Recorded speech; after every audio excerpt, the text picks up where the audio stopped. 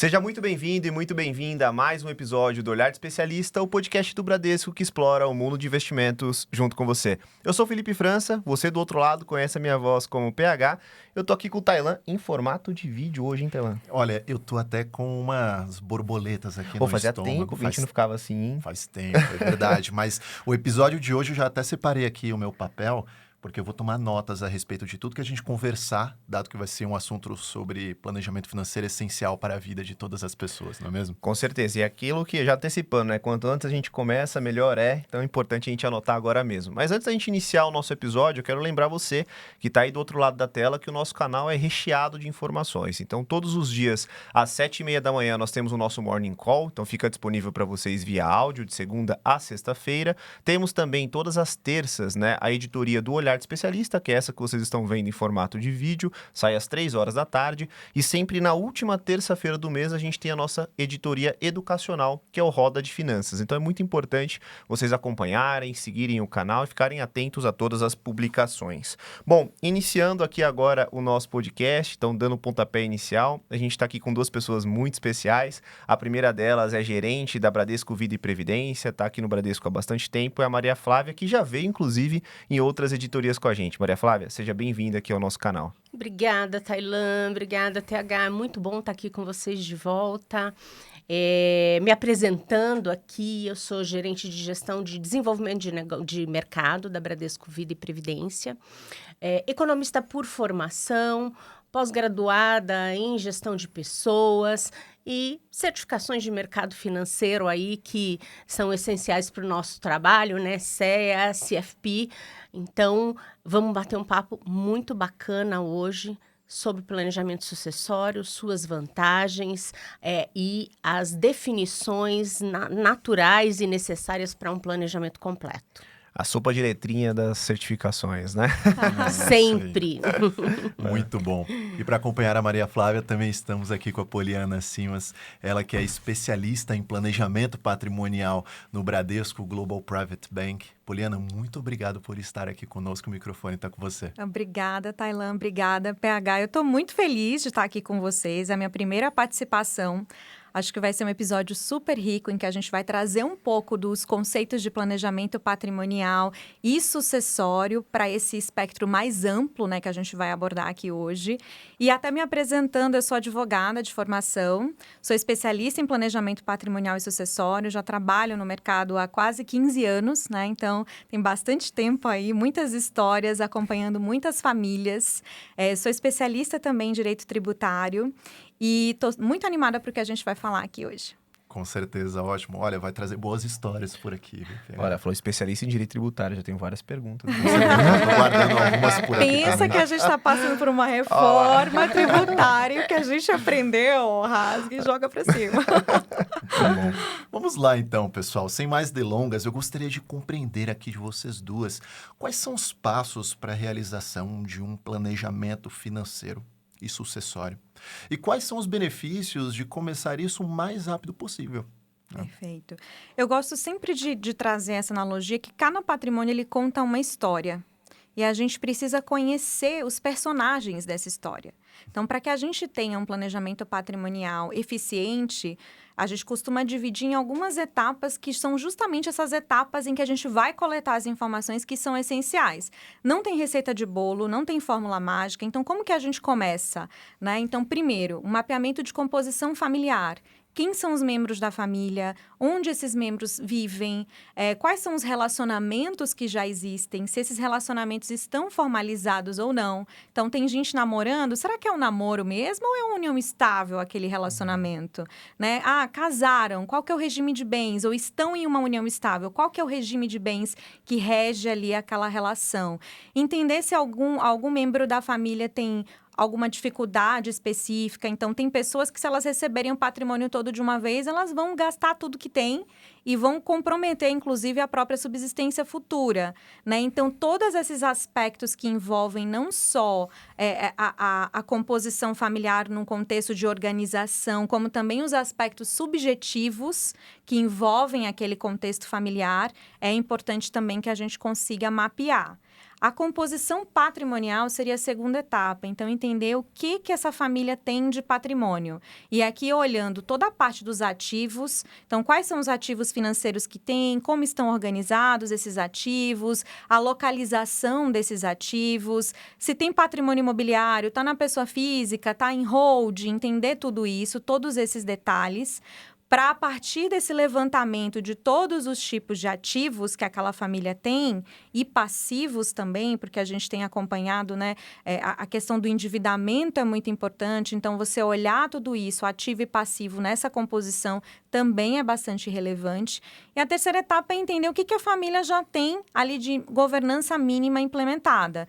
Então, quando você pensa, por exemplo, numa doação que foi feita, será que essa doação que foi feita tinha uma cláusula que protegia a comunicabilidade numa relação do principal e dos frutos?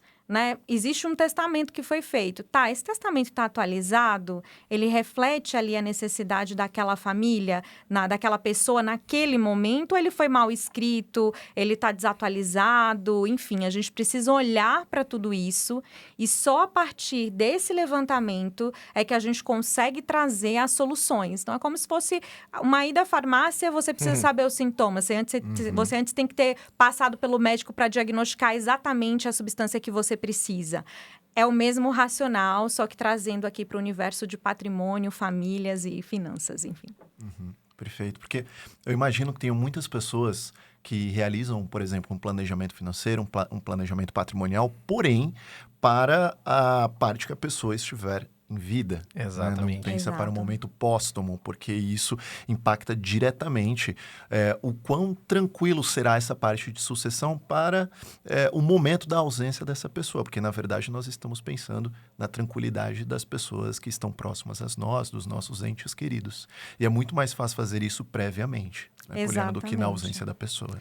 Exatamente. E, TH, eu acho que a Poliana tratou um ponto muito importante aqui, né? A gente tem que olhar o todo daquele indivíduo, né? Hoje a gente tem no mercado o que a gente chama de geração sanduíche, né?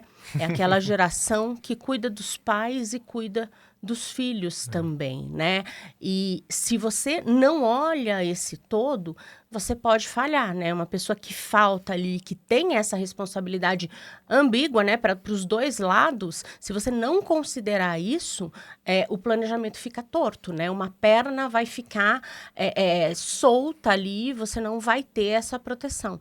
Então, isso é super importante, Poliana, que você disse. A gente precisa olhar o todo que cerca aquela pessoa que você está fazendo o planejamento. E não só ela e os descendentes ali, né? Também os ascendentes, se eles fazem parte daquela necessidade ali da pessoa. É muito importante isso. Com certeza. E a gente sabe que o brasileiro tem dificuldade de lidar com a finitude. A gente vive a nossa vida como se a gente tivesse para sempre. Né? Então, eu já tive, por exemplo, situações em reunião que o cliente comentou assim, se um dia eu não estiver aqui, mas não é facultativo, ainda não é opcional, um dia a gente, de fato, não vai estar mais aqui. Mas qual que é a beleza de pensar no planejamento patrimonial e sucessório? Quando você traz essa inteligência do planejamento patrimonial e sucessório, você não foca na finitude, não é no que termina, é no que continua. É aquilo que vai transbordar a esfera de individualidade daquela pessoa, é o que vai ficar não só em aspectos materiais, mas naquilo que também era significativo para aquela pessoa, como valores, como a própria história contada e todos os desafios ali que foram superados a partir daquela coragem, da iniciativa empreendedora, da inovação ali no contexto de carreira. Então, trazer para a ótica da continuidade e pensar que é uma carta de amor, é uma declaração de amor que você deixa para quem fica aqui, né? Porque lidar com esses aspectos em momentos em que você já tem uma sobrecarga emocional muito grande, que é no momento do evento sucessório, é algo que traz complexidades que não precisam ser encaradas. Existem inúmeros remédios jurídicos, eu diria assim, para dor, né? Que você consegue atenuar aquele momento dentro dos veículos das estruturas de planejamento patrimonial e sucessório. Então, é algo muito bonito quando a gente para observar a continuidade, o legado, a preservação e você trazer leveza, mesmo em momentos que, para o ser humano lidar, são muito difíceis. E tem a questão de custos também, né? Porque assim, quando a gente deixa isso para a última hora, geralmente você acaba tendo que realizar movimentos que você não faria se você tivesse planejado antes. Então, por exemplo, imagina que um ente falece e ele tem 3 a 5 imóveis, né? Então, o patrimônio está totalmente imobilizado. Na hora que tem o evento sucessório, você tem diversas taxas para fazer inventário e todo o processo. Provavelmente você vai ter que vender um desses bens ou se descapitalizar você para custear esse inventário. Se você tivesse se programado antes, eventualmente isso não aconteceria. Como é que funciona isso na prática, Poli? Os aspectos financeiros que envolvem esses eventos são muito significativos e precisam ser considerados. Então, primeiro a gente tem que trazer para a mesa que para você doar e herdar, existe um imposto no Brasil que incide sobre isso, que é o ITCMD, Imposto sobre Transmissão, Causa-Mortes e Doação. Cada estado tem sua regra específica, alguns estados têm alguns limites de isenção, mas são valores muito pequenos, né? Nem todo mundo consegue, o que a gente quer é que as pessoas prosperem financeiramente, então, muito dificilmente você vai ter uma situação coberta ali por uma isenção. E nesse contexto todo de reforma tributária que a gente está vivendo, está ficando mais caro doar e herdar no Brasil, principalmente os estados que já previam ali uma alíquota única. Então, por exemplo, São Paulo, 4%, Minas, 5%, Paraná também é 4%. Todos esses estados que têm alíquotas únicas, provavelmente, né, vão se adaptar num prazo muito curto para alíquotas progressivas e o limite é de 8%. Então, observar essa progressividade até 8%, a gente está falando, no caso de São Paulo, de uma alíquota que é o dobro da alíquota vigente hoje em dia. Então, isso é só o aspecto tributário que precisa ser levado em consideração. Aí você tem que acrescentar os honorários de advogado que vão incidir, porque você não consegue fazer um inventário no Brasil sem a presença de um advogado, mesmo que seja no cartório. Mesmo que seja no cartório, você precisa de um advogado. Tem também as custas inerentes a isso. E se os herdeiros não têm liquidez para fazer jus a essas despesas, é por isso que a gente vê inventários durando muito tempo no Brasil, né? Todo mundo ouve a palavra inventário, já pensa o quê? Num prazo muito longo, problemas ali, disputas, enfim, litígios que podem, às vezes, nunca chegar ao fim. Tem inventários que, às vezes, não acabam nem se concluindo pela dificuldade ali envolvida naquele aspecto. Então, o problema da liquidez é o primeiro que precisa ser endereçado, porque é o mais fácil de resolver.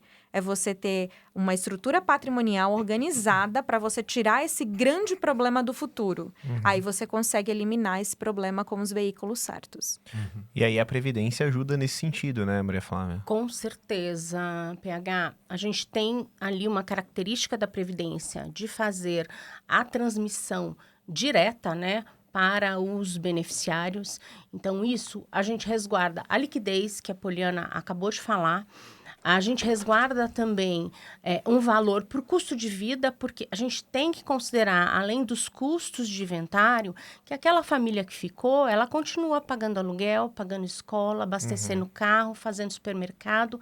Não pode se esquecer disso. Então, a gente também consegue resguardar ali dentro da previdência privada esse valor que traz esse colchão de liquidez e de proteção para a família que fica, né? Isso é muito importante. E a Previdência também elimina alguns custos, né? Por essa disponibilização da reserva diretamente aos beneficiários indicados, a gente elimina aí, por exemplo, honorários advocatícios, né? Então, é uma ferramenta onde você consegue trazer uma imunização de patrimônio e garantir aquela fluidez e aquele colchão de proteção para quem fica ali, né? O ITCMD também é uma questão que foi pacificada, né? No ano passado, pelo Supremo, nós tivemos aí que não há incidência de TCMD sobre as reservas de previdência. Foi uma questão discutida por uns 4 anos, aproximadamente, 4 anos, cada estado, né, ali com as suas características. Minas, por exemplo, foi um estado que ficou fora da caixinha ali, querendo fazer cobranças na fonte, mas hoje a gente tem essa questão pacificada. Não existe TCMD sobre as reservas de previdência. Então, de cara, a gente elimina honorários advocatícios e elimina a questão do ITCMD, né? Como a Poliana falou, a gente tem de 2% a 8%, cada estado define a sua alíquota, alguns estados já se adaptando para uma alíquota progressiva, mas se a gente fizer uma média, né, pegar de 2 a 8, a média é 5%, então minimamente 5% você barateia esse custo, sem falar nos honorários advocatícios. Nós temos aí tabela base da OAB. Quem sou eu para falar de OAB aqui? Mas já subindo o ano que vem, né? Sim. Tabela base da OAB já passando de 6% para 8%. E isso é só a tabela base. A gente sabe que o profissional, de acordo com as suas especialidades e de acordo com a sua competência, né, o honorário é realmente muito justo para esses profissionais. Então, a gente tem essa característica dentro da Previdência que é, assim, incomparável, né, quando a gente fala de imunizar uma parte do patrimônio. Sabemos que tem patrimônios que têm que ser inventariados, né? A gente tem imóveis, a gente tem carros, a gente tem obras de arte, joias e todo o bem ali material, ele tem que ser inventariado. Mas por que não, né, direcionar essa parte, imunizar essa parte para um planejamento mais tranquilo, né? Perfeito. E Maria Flávia, em geral, essa transferência dos recursos através da Previdência, ela se dá mais ou menos em quanto tempo? Demora tanto tempo quanto fosse realizado um procedimento padrão de inventário, ou então a Previdência é mais rápida nesse momento da sucessão? Ótima pergunta, TH. Nós temos por regulatório, né, desde que se entregue toda a documentação exigida, 30 dias para poder fazer a devolução de reserva, né? Esse é o termo técnico, devolução de reserva. No entanto, na BVP, nós temos aí devoluções de reserva feitas em até 14 dias, né? Bem ressaltando aqui, todos os documentos ter que ser entregues adequadamente. Mas uma vez que isso foi feito, em até 14 dias nós já fizemos devolução de reserva. E a nossa média está entre 15 e 17 dias, tá bom? Então, Fantástico. é bastante rápido, né? Realmente, não chega nem perto de um inventário, que mesmo que seja o inventário mais simples do mundo, o patrimônio mais simples do mundo, a gente vai aí por uns 3 meses. Olhe. Nossa, mais. A depender, né? Pode depender do Sim. litígio, né? Exato. E essa liquidez é justamente o que vai facilitar a conclusão do inventário, porque com esse recurso, os herdeiros conseguem pagar não só o imposto devido, como todas as custas incidentes, né? Então, a Previdência, ela é fantástica num contexto de planejamento sucessório, mesmo com as alterações que a gente tem vivenciado, que daqui a pouquinho a gente já vai comentar, não tem como fugir do tributário, não tem como, mas a gente já aborda esse ponto. Mas o que eu queria trazer aqui, que eu acho relevante para quem está assistindo a gente? Durante muito tempo, a Previdência ficou com o estigma de rentabilidades ruins, porque a regulação que existia era uma regulação que impedia a diversificação. E aqui a gente está num podcast que é uma referência para falar de finanças, para falar de investimentos. A gente sabe que a premissa para você ter ali uma rentabilidade interessante no teu portfólio, na tua estratégia, é diversificar. Se você não pode diversificar, o que acontece? Você compromete a tua rentabilidade. Foi assim durante muito tempo. Só que houve uma flexibilização nessa regulação da Previdência, fazendo com que a Previdência se tornasse muito mais competitiva em termos de rentabilidade dessas alocações ao longo do tempo.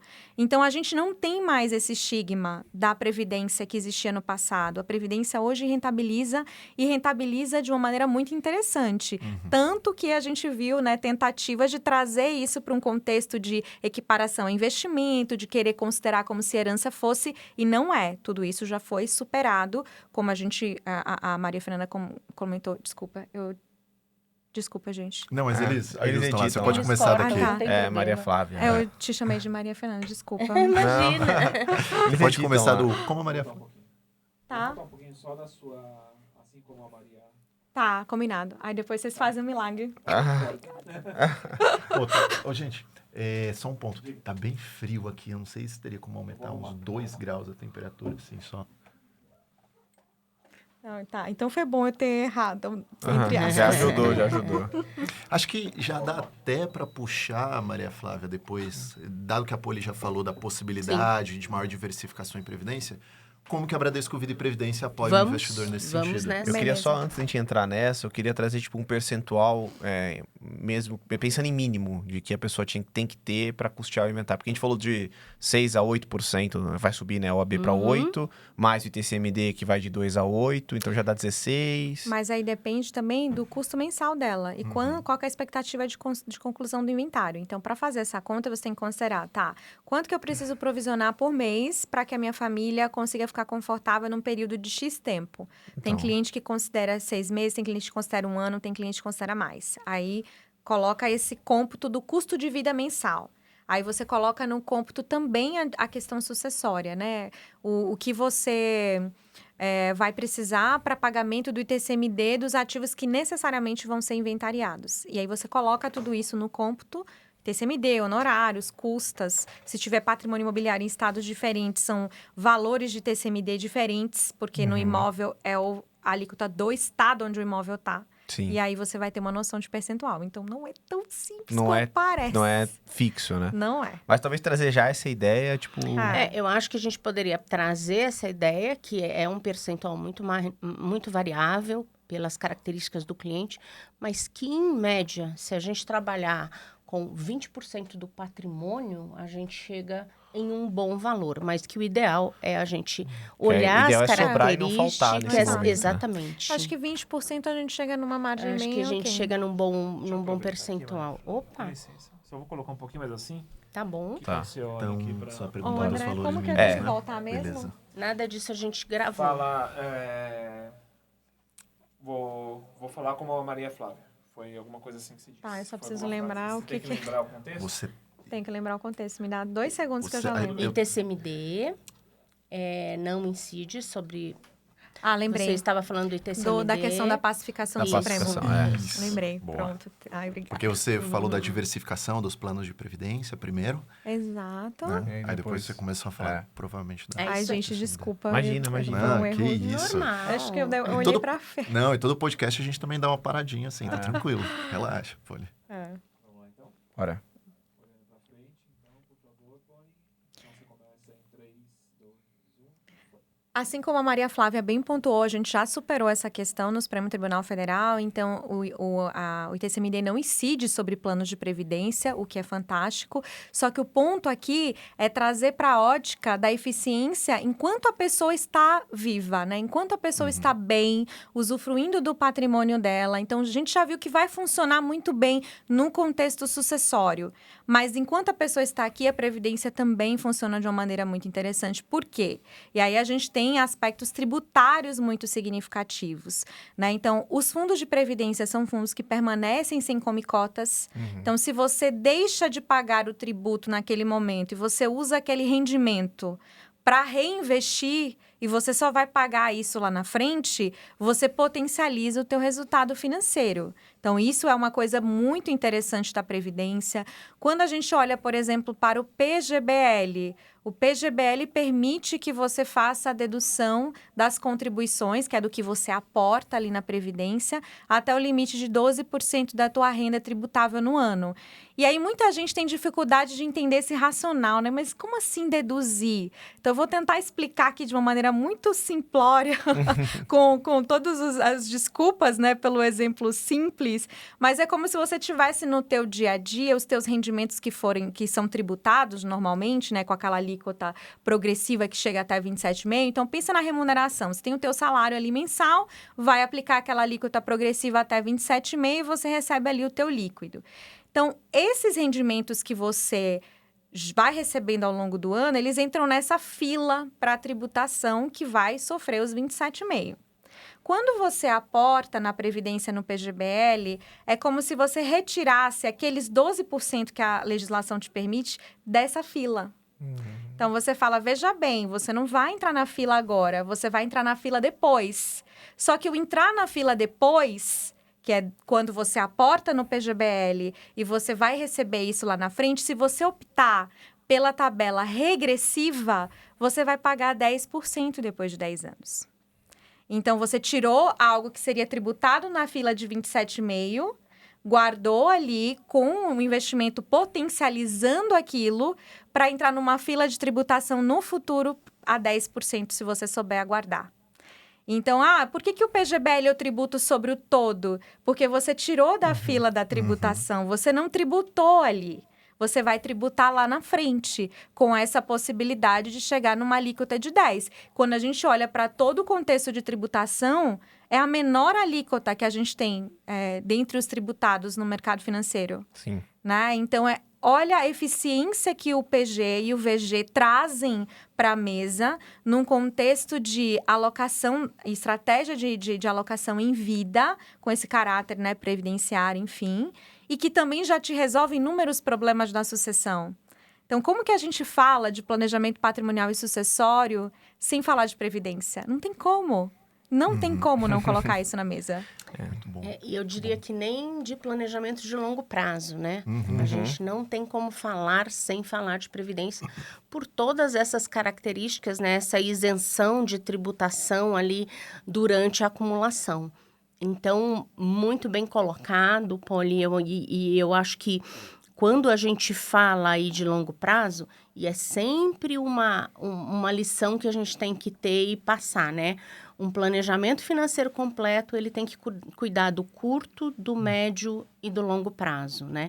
E quando a gente fala do longo prazo, a previdência é inevitável que esteja ali envolvida por todas essas características que a Poliana bem colocou aqui, né? O diferimento, a renúncia, né? A isenção de tributação intermediária. Então, isso tudo faz da previdência, apesar das questões que nós vamos falar aqui, cobrança de IOF, que todo mundo sabe, apesar disso, a Previdência ainda tem todas essas características e ela supera e muito essa cobrança recente do IOF, né? Então, isso é importante. PH, antes de você falar, isso, assim, essa conversa é extremamente importante. A previsibilidade aqui para com o longo prazo é essencial. Essa parte do planejamento financeiro, da sucessão, é indissociável de previdência. E eu geralmente sou conhecido como um cara que sofre por antecedência. Tenho ansiedade com tudo, assim como muitos brasileiros, não tenho dúvida. Mas é interessante, porque geralmente a gente sofre por antecedência, só que a gente muitas vezes não se planeja financeiramente por antecedência. Então, acho que é bom a gente trocar, né? Aquele sofrer por antecedência, por nos planejar financeiramente com antecedência. Porque é somente fazendo isso que a gente vai ter uma maior previsibilidade ao longo do tempo. Com certeza. E o que a Maria Flávia colocou, sem pensar somente na sucessão, né? A previdência, a gente faz algumas contas lá, né? Que é o break-even. A partir de quanto tempo de objetivo faz sentido você ter uma previdência ao invés de ter um investimento com tributação tradicional. Então, muitas vezes, o número que a gente chega lá é entre 7 e 8 anos. Então, se você tem um objetivo que seja igual ou superior a 7, 8 anos, fazer essa diversificação, dado todas as mudanças que a gente teve na legislação via previdência, é mais vantajoso pelo aspecto tributário do que você fazer isso via fundos tradicionais, por conta principalmente do Come-Cotas. Mas eu quero voltar na questão da sucessão, e aí tentando trazer para quem está ouvindo a gente, assistindo agora, né? Tô me acostumando com o modelo novo, tá? Como que a gente pode pensar num número mágico, assim, ou pelo menos um número base, não vou usar mágico, um número base, tá? Dos custos, ou seja, o que eu preciso ter na Previdência para num evento sucessório, os meus familiares, por exemplo, passem por esse momento, pelo menos no aspecto financeiro, de forma mais tranquila. A gente falou aqui de ITCMD de 2 a 8, a gente falou aqui de OAB indo de 6 para 8, tem os números indiretos, os custos indiretos, né, Paulo? Como é que funciona isso? Então, esse cálculo ele precisa ser feito levando em consideração, obviamente, as particularidades de cada família, mas a gente vai trazer aqui um overview para que quem está nos assistindo consiga chegar no seu razoável, o que seria ali uma média mínima para você ter ali algum conforto. Então, o que é importante colocar na conta? Tá, quanto tempo eu quero deixar minha família amparada se acontecer o meu evento sucessório, né, naquele período? Então, isso tem que levar em consideração o custo de vida mensal, estilo de vida, todas as despesas, né? Quanto que você precisa mensalmente para manter tua família confortável? E aí, depois você define o período, tá? Esse é o meu custo mensal, eu quero deixar minha família confortável minimamente por 1 ano, por 2 anos, até tudo ser resolvido. Então, você coloca esse volume na conta. Os custos de ITCMD, tem que levar em consideração a alíquota aplicada naquele estado. Se você tem imóveis em estados diferentes, vai ser a alíquota do estado onde o imóvel está. Então, tem que observar também que nem sempre vai ser uma alíquota fechada, né, de um único estado. Precisa avaliar esses pontos. Mas a gente está acompanhando esse movimento de progressividade até 8%. Então, sugiro considerar nessa conta um ITCMD de 8%. Aí você tem os custos de honorários advocatícios, que você tem ali a tabela da OAB aplicada. Pode ser que você tenha algo diferente daquilo, mas é o mínimo estabelecido pela OAB, considerando a regra vigente, né? Então, colocando tudo isso na conta, mais as custas, né, que são ali inerentes ao próprio processo, eu não acho que a gente consiga chegar em menos de 20%, né, Maria Flávia? Eu acho que, eu diria que 20%, lógico, resguardadas as características individuais de cada família, como a Poli bem colocou. Eu acho que 20% a gente pode ter um número base, PH, né? 20% do patrimônio direcionado à previdência para que gere essa liquidez, essa fluidez de patrimônio, eu acho um bom número para se iniciar. Mas lembrando, o ideal é procurar um especialista, né? Nossos especialistas de investimentos estão amplamente capacitados para fazer essa conta e considerar as características individuais de cada família, tá? E quanto antes começar, melhor. Porque agora a gente está com o IOF, chegamos nele, né? Então, a gente está com a mudança tributária, né? Que impacta principalmente grandes aportes. Então, se você começa antes, naturalmente você começa com aportes menores e aí você vai acumulando esse recurso ao longo do tempo e você não precisa, por exemplo, lá na frente ter que fazer um aporte maior e estar sujeito ao imposto. Mas eu queria que vocês comentassem para a gente um pouco de como é que está isso, qual que é efetivamente a mudança que o IOF trouxe. Perfeito, eu gosto de falar, eu sempre falo isso, talvez até você já tenha me ouvido falar isso em algum momento, mas planejamento patrimonial e sucessório é igual skincare, gente. Quanto mais cedo a gente começa, melhor a gente colhe os benefícios ao longo do tempo. Eu sou prova viva disso. Já tenho mais de 15 anos de mercado, tem funcionado, né? Enfim.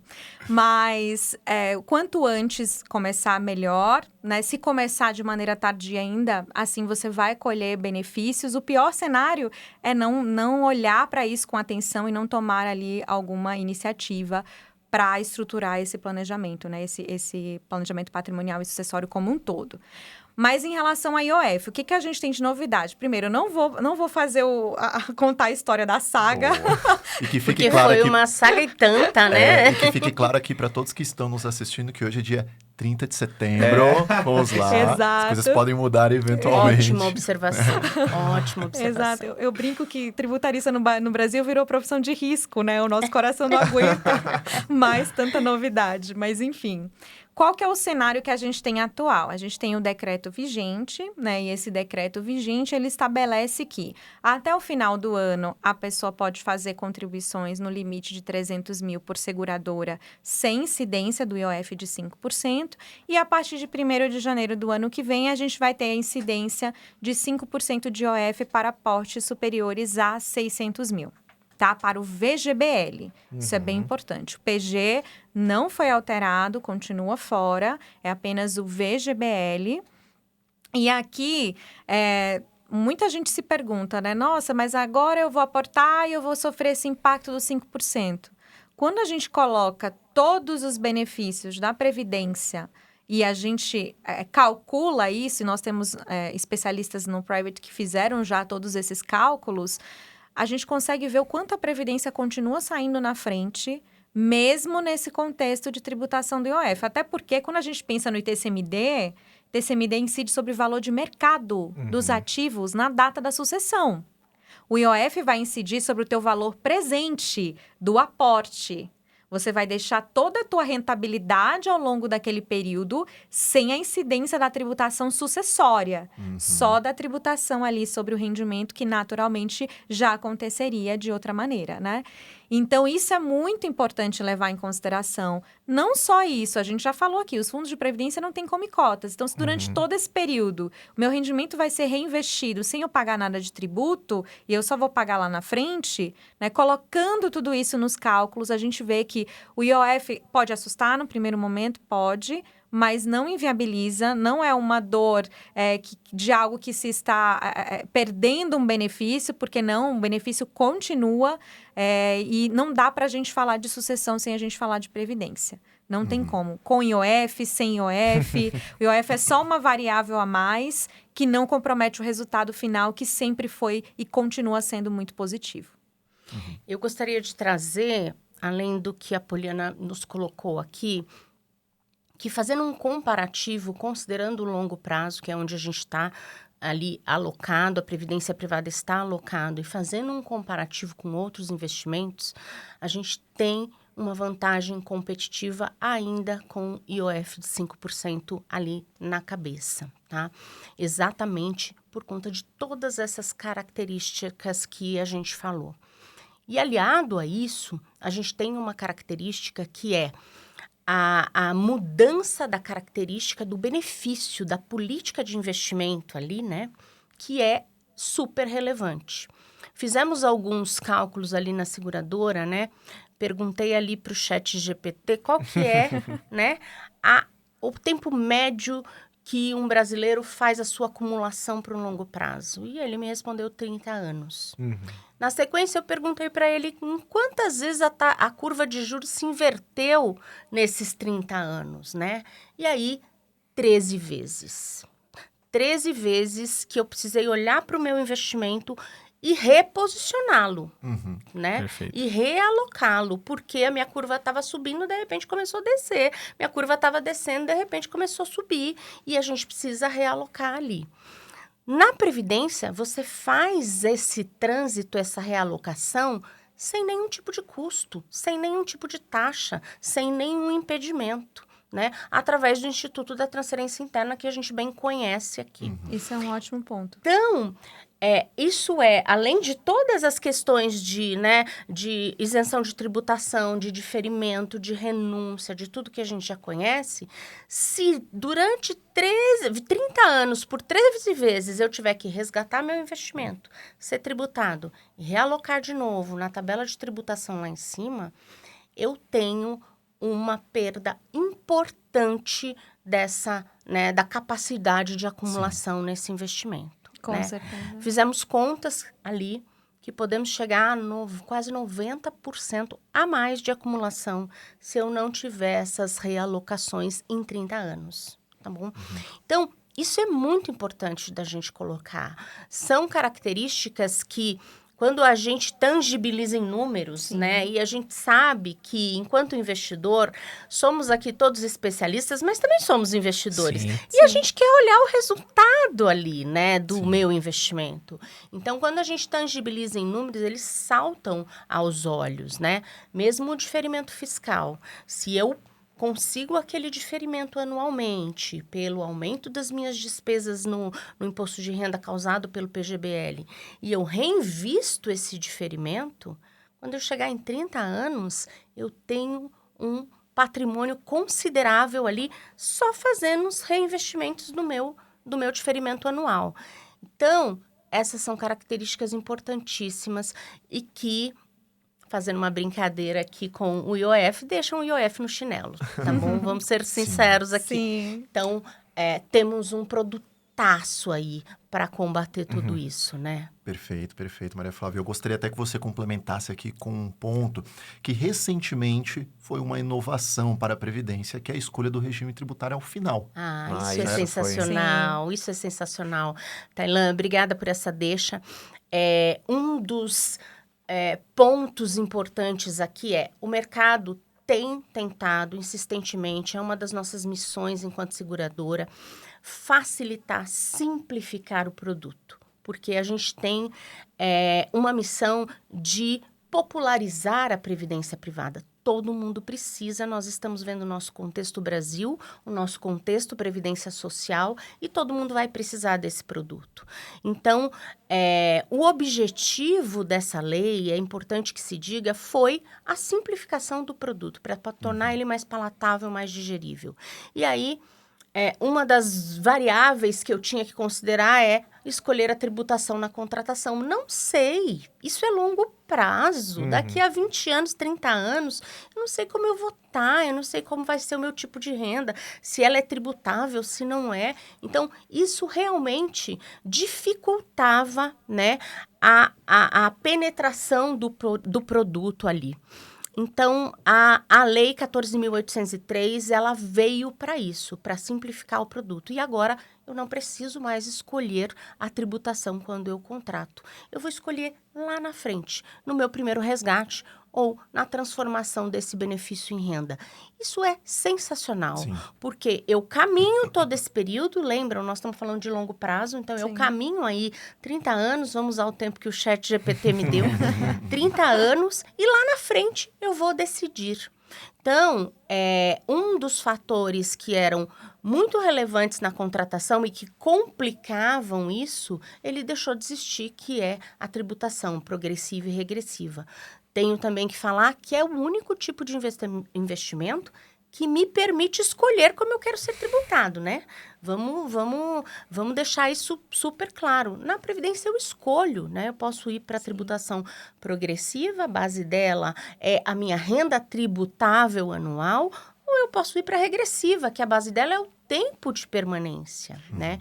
Então, isso é extremamente relevante também no produto que nós estamos falando aqui, Previdência Privada. E escolhe a base de cálculo também. Isso é verdade. Olha Porque no isso. PG a base de cálculo é o valor total, eu já expliquei aqui por que funciona dessa maneira, mas no VGBL são apenas os rendimentos. Então, você tem a liberdade de escolher qual que vai ser a tua base de cálculo, sobre o todo com o benefício da dedutibilidade ou apenas sobre os rendimentos, e também a forma de tributação, as alíquotas aplicáveis. Né? Se é flexibilidade que nós estamos buscando, é aqui que nós temos Previdência Privada, tá bom? É isso. E indo ao encontro de todas essas características, né? A gente tem toda a evolução da indústria que vocês bem comentaram. Então, assim, de novo, principalmente a parte de fundos de investimento, hoje você tem um fundo condominial e um fundo de previdência exatamente com a mesma estratégia. Então, você consegue fazer uma carteira bem diversificada, acessar bons produtos via previdência privada. E um outro ponto também que está super facilitado é o valor inicial.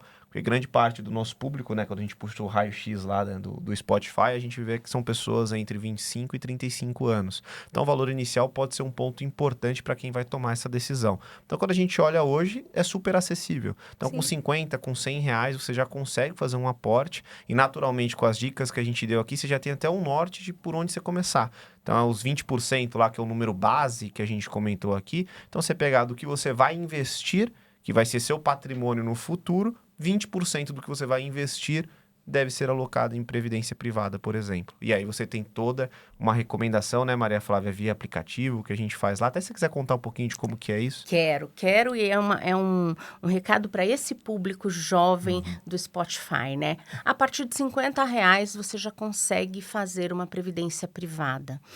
Eu não sei investir, Maria Flávia, não sei onde eu vou pôr. E eu sou da época, tudo tem que ter uma vantagem, né? Eu sou da época que nós tínhamos 8 fundos na grade. Era muito tranquilo e eu sabia os CNPJs de cor, para vocês terem uma ideia, né? Hoje nós passamos de 110 fundos já. Então, é normal que o investidor que não conhece fala, para onde eu vou? O que eu faço? Nós disponibilizamos ferramentas para isso. Temos a nossa carteira recomendada, o objetivo dela é abarcar todas as classes de ativos disponíveis, né? Ela é mais complexa, 12 até 13 fundos nós já tivemos ali, mas nós temos uma ferramenta para você que está iniciando que chama Oferta Simplificada. 3 fundos que são analisados em uma reunião com executivos de diversas áreas que olham para o cenário econômico que está por vir e que combinam esses 3 produtos para que te traga diversificação e rentabilidade. Então, comece por aí, né? Essa oferta simplificada, nós temos ela para todos os perfis de investidor, conservador, moderado, dinâmico e arrojado. Então, você faz o seu API ali através do aplicativo mesmo, conhece o seu perfil de investidor e adere à oferta simplificada que está de acordo com o seu perfil.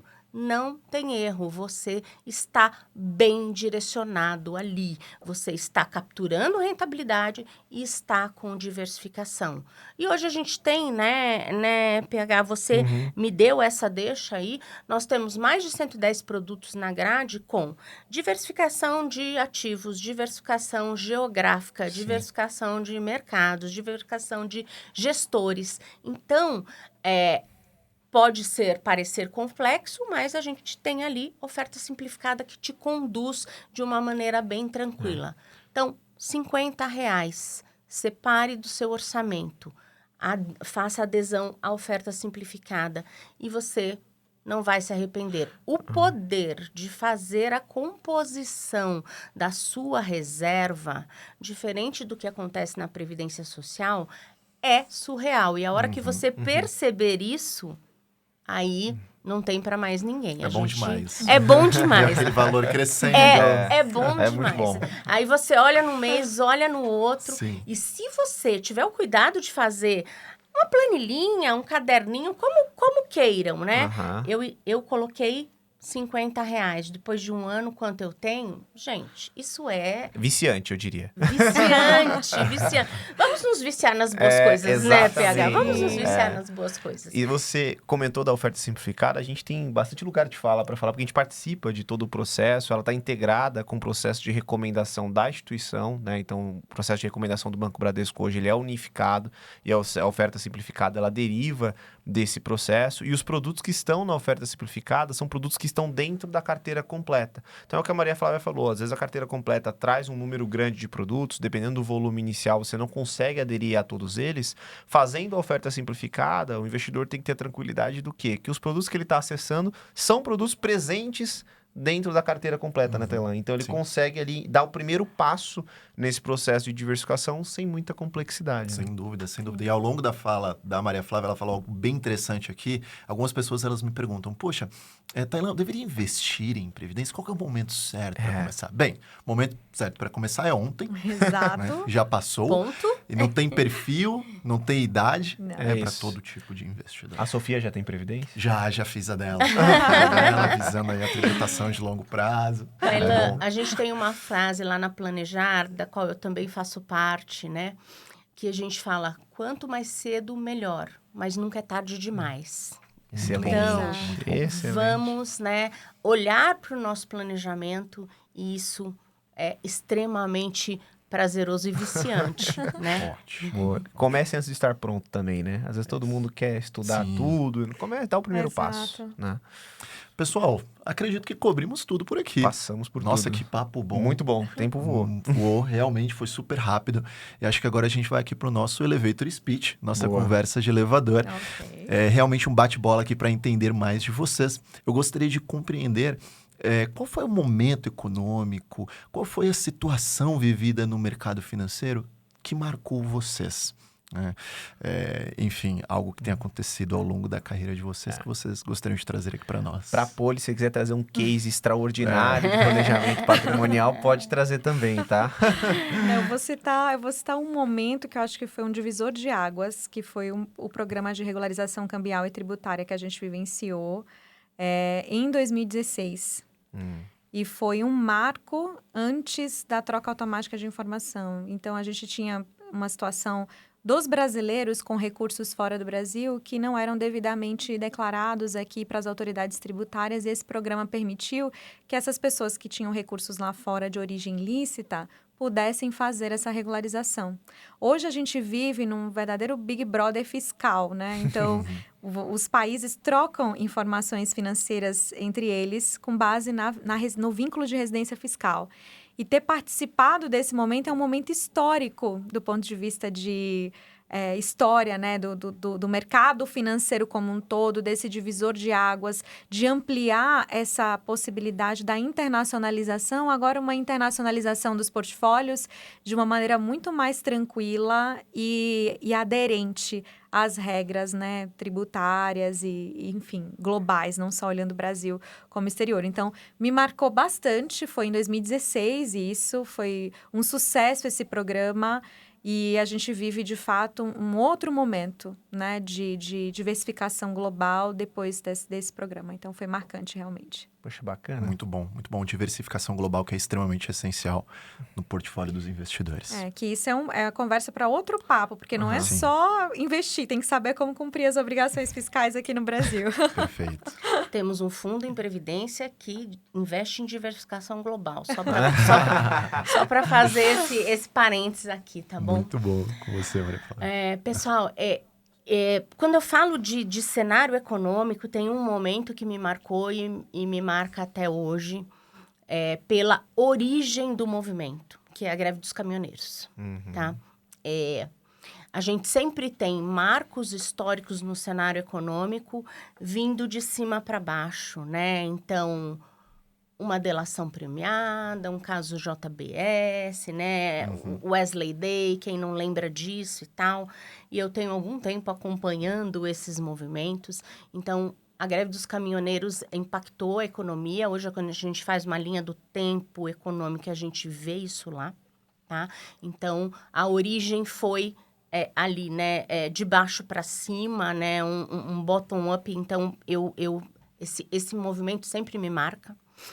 E trazendo um pouco mais para o universo da seguradora, sem dúvida nenhuma, o marco regulatório da Previdência, o novo marco regulatório da Previdência, que foi em 2024. A gente acabou de citar, né, a escolha da tributação. Esse marco trouxe, além dessa medida que é a mais conhecida popularmente, mas algumas alterações em previdências corporativas, fundos fechados. Então, eu também acho que participei de um momento histórico aí. O anterior tinha sido em 2005, quando veio o regime regressivo. Então, agora em 2024, a gente, por longos anos, vamos colher frutos desse novo marco regulatório.